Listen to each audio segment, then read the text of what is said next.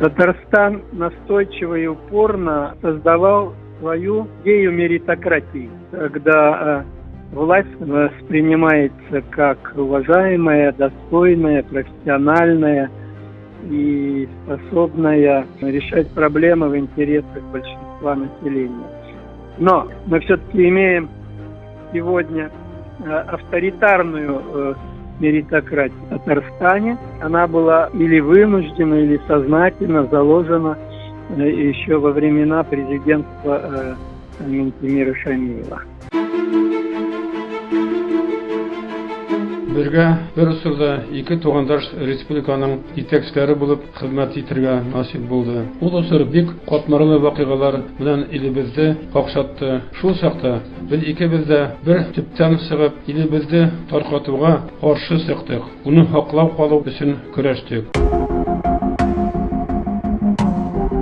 Самым большое достижение Шаймиева, я считаю, Таиф. То, что это его дети, которые стали богатейшими людьми России. То есть это Таиф. Самая большая неудача Шаймиева – это тоже Таиф. Все эти разговоры про суверенитет, все разговоры там, про свободу, демократию, просто профукали. Говорю, все это оказалось дымовой завесой для конвертации, говорю, административных властных полномочий в благополучие семьи. Яхшы җитәкчелек барыбер әйтергә мөмкин.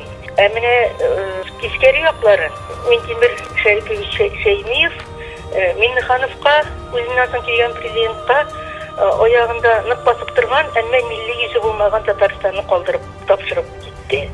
Милли йөзе булмаган дип әйтәм, менә бу минем өчен бик авыр сүз, әмма ләкин бу шушылай. Без экономик яктан, бөтен яктан да алда булсак та, безнең милли йөзебез юк. Моңа мөмкинлекләр бар иде. Иң зур эшләгән эше ул 92 елда бик кризис вакытында килешү төзү Мәскәү белән ике арада. Сугышка җиткермичә килешүгә алып барды. Менә бу иң зур эшләгән эш шул дип саныйм аны. Иң зур эшләмәгән эшләре ул Татарстан эчендә татарның хәлен тамырдан үзгәртмәде шундый. Тырышты, әмма бик күп нәрсә эшли алмады. Бу мәдәният өлкәсенә карый, миллилек өлкәсенә карый торган нәрсәләр тиешле дәрәҗәдә алып барылмады. Татарстанда милли якның төссезрәк булуы ул Шаймиевта башланды.